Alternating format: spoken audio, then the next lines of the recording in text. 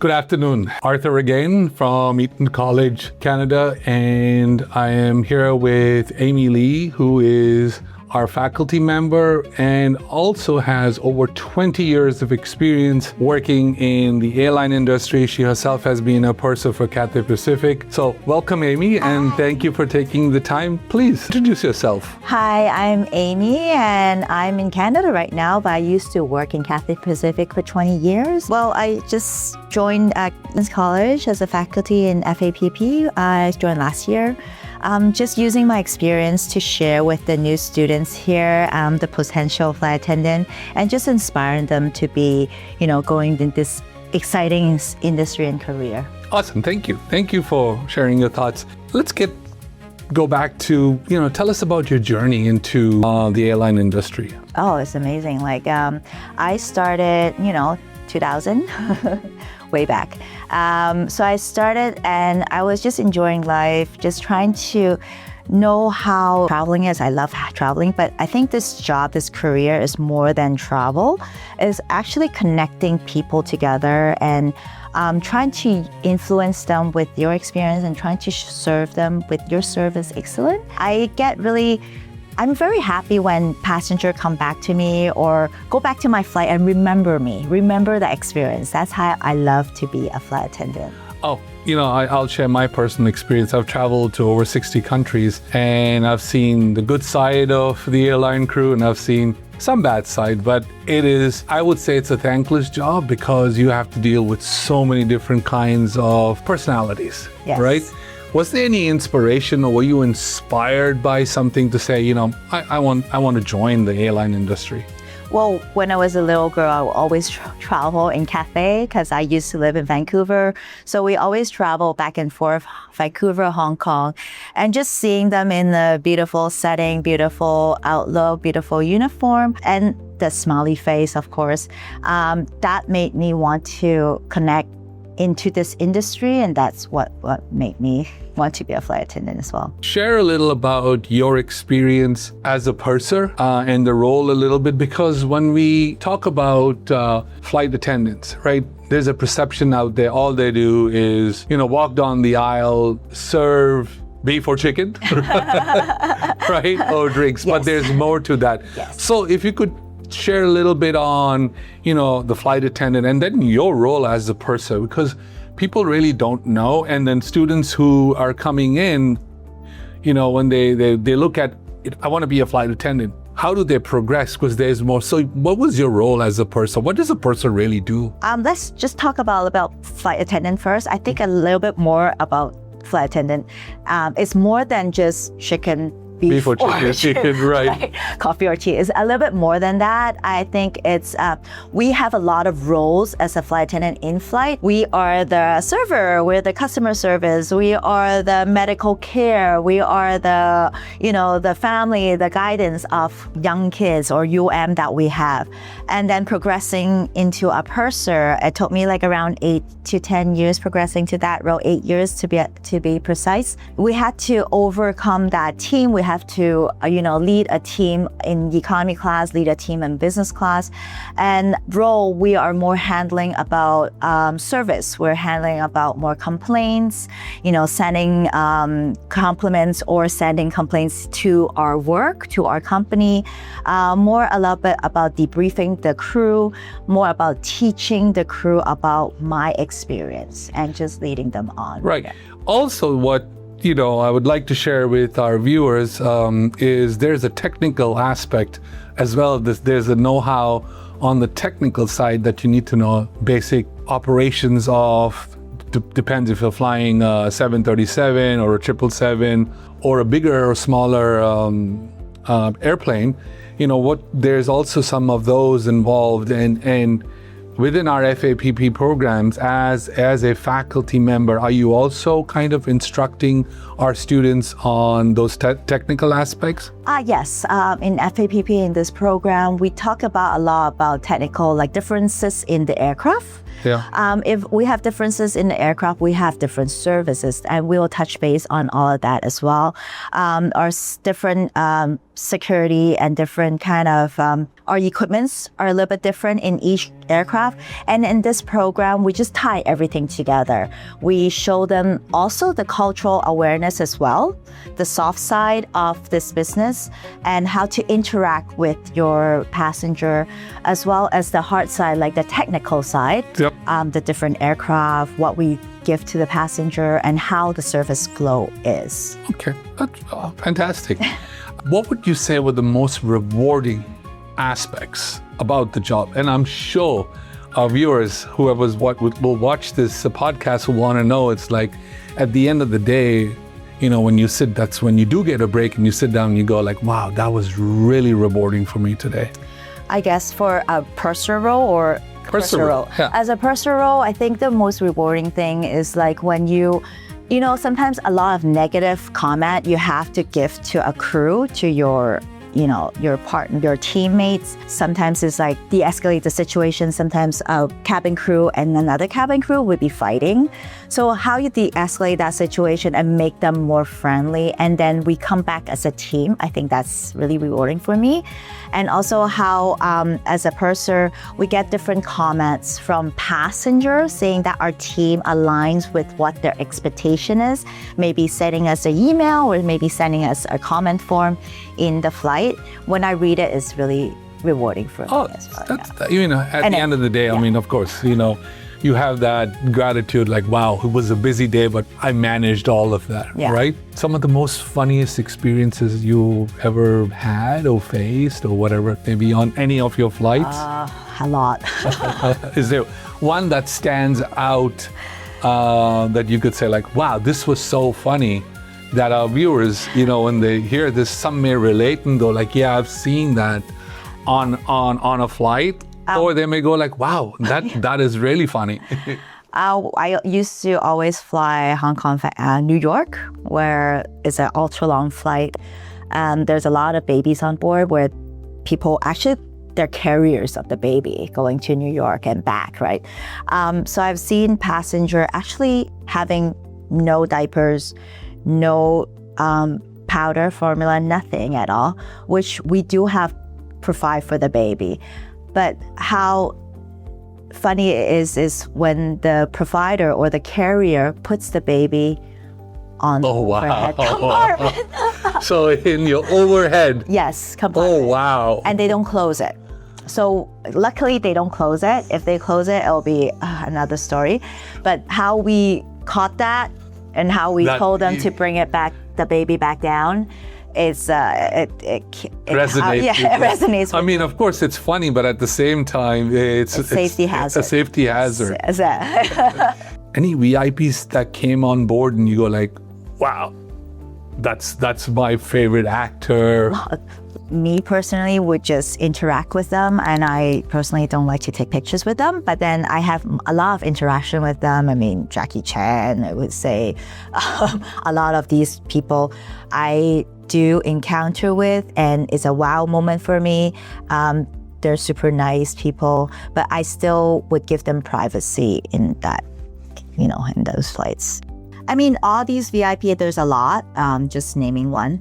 I think they just like to be quiet, like, they have their privacy, and I'll just let them relax and enjoy the flight. While I know there are VIPs, I know there are special passenger, but I'll just let them have their time, and they like to be left alone. They like to be just normal as everybody else. Yeah. I'm sure you have more stories, but I'm going to transition into teaching. Now you are one of our faculty. You've been with us for quite a while. Students love you.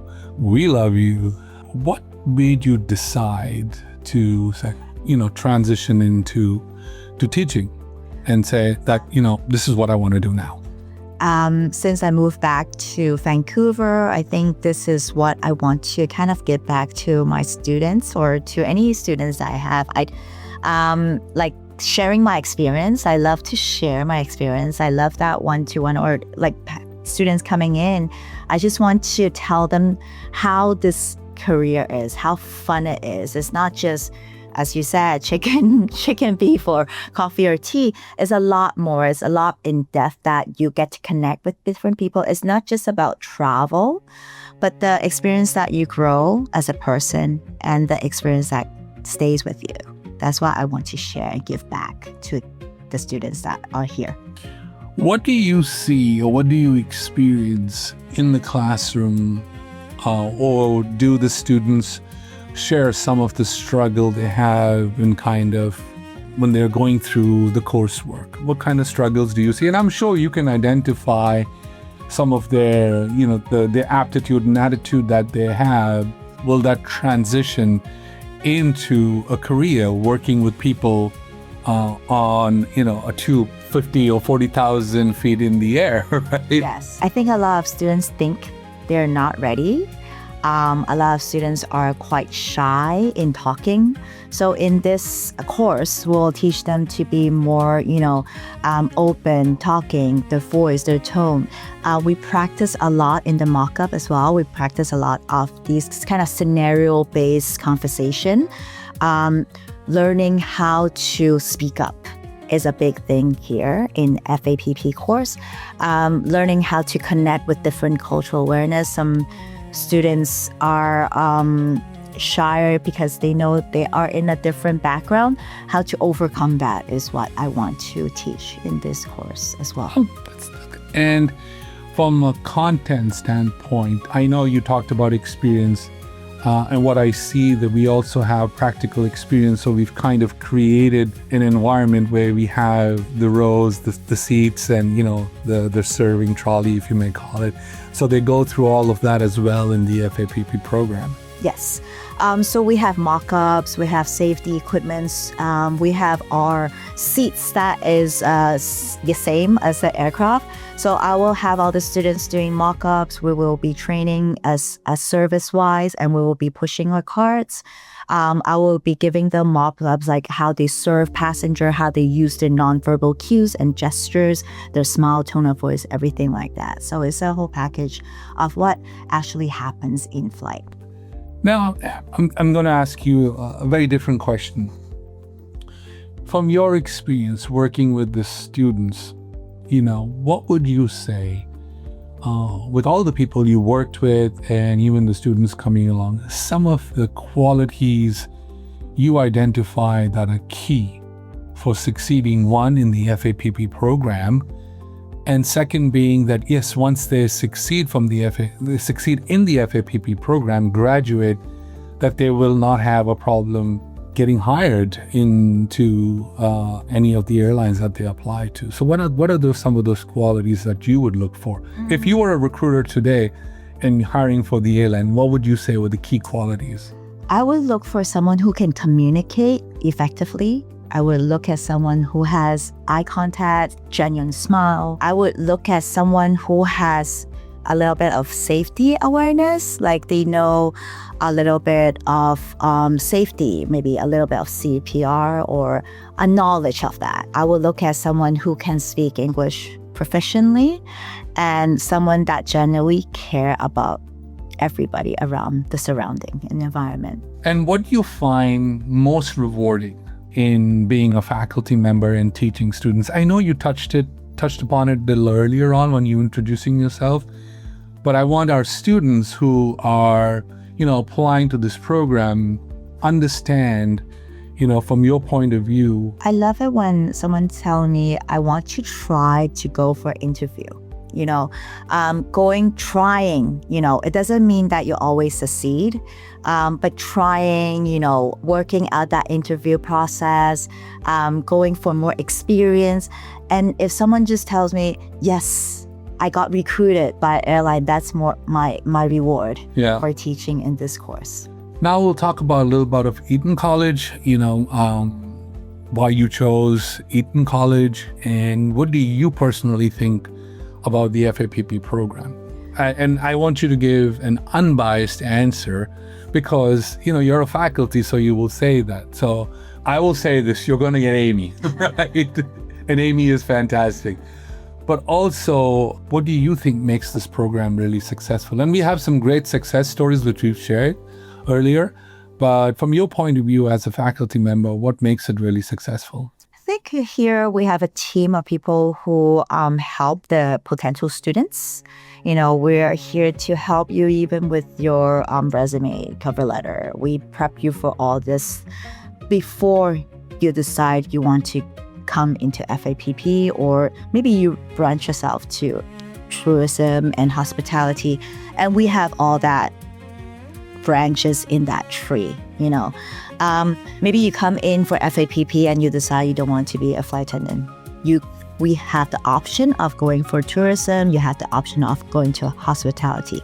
And that's what I like, because you have different kind of course for every individual, every students that come in. I think you just kind of explained FAPP in a nutshell. And what I really find interesting is that you've identified that you can transition. Yes. Not only into, let's say, you want to be a ground crew, but you can transition into hospitality management. Yes. So it gives you those skills to be able to work in the various industries various aspects within the hospitality and management industry. Okay, perfect. Are you looking to go back to being a flight purser again? Right now, not at this moment. With family is hard. I wish I can. I love just flying, traveling around, but yeah, with family, I'm just staying at base right now. Right. We know Amy. I know Amy. ETON College knows Amy as one of our great faculty members, right? What else does Amy do besides being a faculty or teaching and sharing your wealth of knowledge with our students? What else do you do? I'm a mommy. I'm a mother. I'm also a yoga instructor. I'm also a fitness instructor. I'm also a personal trainer. So I like to teach. I like to teach wellness. I like to teach people things that overall makes people happy. Awesome. So one thing I do get from your personal experience and your, the various roles that you have. You have a role as a faculty member. Your number one role is a mother, and then you're a yoga instructor, a fitness trainer. What I take from this and all your years of experience, the one thing that you do really well is time management. Yes. Right? Yes. And I think I'm not a flight attendant. I'm not a flight person. I've never worked in the industry. One thing I take, if I'm a student and I'm viewing this podcast or watching it, the one thing I would take away is time management is key to be successful in any industry, I would say in any career, but I would think it's really important within being a crew member for an airline, for large body airlines, right? I Yes. think that would be very important. Yes, time management is everything. When you come into my class, the students today, first day I tell them, being on time is late. Yes, absolutely. I agree. Yeah. 100%. So you always be on time or you always be early. Right. That's But if you're on time, you're late. Yes. Right? Yes. I look at it that way. That's my OCD. Yeah, yes. Yes. All right. We have some questions come from some of our prospects within who have applied for the program, and some of our team members and other employees. We're going to do a fast fire round, right? Okay. So one of the questions came from a prospect is, window or aisle, which is better? Aisle. Aisle. Favorite destination you visited? Japan. Most underrated travel destination? India. One item you've never traveled without? My charger. Best career advice you've given and or received? Career advice. Communication. Describe aviation in one word. Fun. One skill every flight attendant should master. Genuine. Skill. Safety. Safety. Yeah. Last but not least, is first class really all that it lives up to? First class? Yeah. Yes. And is it worth the price? No. Okay. Thank you for being so honest. And well, I'll have a closing question. If you were to give someone one piece of advice who is, dreaming of, I want to work as a flight attendant, or I want to work within the aviation, one piece of advice that will make them understand what is required of him or her, or they or their employee, whatever it may be. Yeah. Okay. I think being in any industry, especially for aviation, I think you should always try, never give up. Always try to your limit. Some students are holding them back in not trying because they think they're not good enough, they think their English is not good enough, they think they're not experienced enough. So always come or do some training to try to improve yourself every single day. Every single day, learn something new. Like I'm 45, I learned yoga, aerobic fitness just this year. So every year, learn, try, and try to succeed. Never admit that you're failing. Sometimes some students go and say, I failed my interview. Go back, try, review, it's an experience. It's a learning experience every single day. So that's my awesome. Thank you so much, Amy. And our viewers, if you're, watching this, you heard from our expert, Amy Lee. She's been our faculty member for quite a while. She's traveled the world and now she's here. So go on our website, apply to our college, apply to the program. We have many scholarships available for students who want to come in person, who want to take the classes online. Call us, email us, go on our website, click on apply now, and we're always here to serve you.